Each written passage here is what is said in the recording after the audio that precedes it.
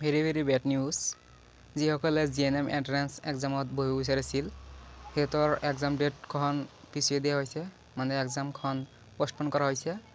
বানপানীৰ পৰিস্থিতি বহুত বেয়া, সেইকাৰণে বানপানীৰ কথা চিন্তা কৰি এক্সামখন পিছুৱাই দিলে।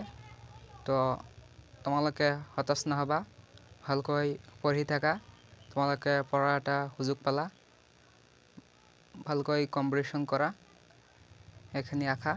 তোমালোকৰ শ্বৰ্টলি নতুনকৈ এডমিট আহি যাব আৰু এক্সাম ডেটখন পাই যাবা।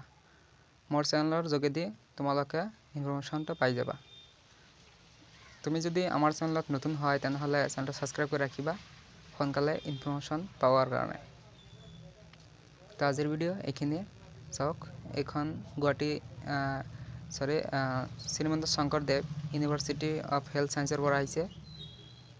মই এবাৰ পঢ়ি শুনাই দিছোঁ, তোমালোকে ভিডিঅ'টো প'জ কৰি পঢ়ি ল'ব পাৰা অথবা স্ক্ৰীনশ্বট লৈ ল'ব পাৰা।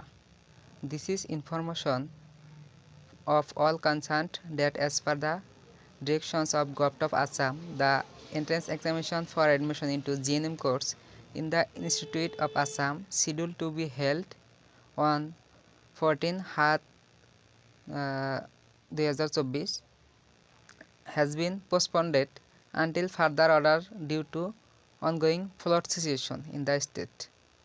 The next date of examination will be notified shortly.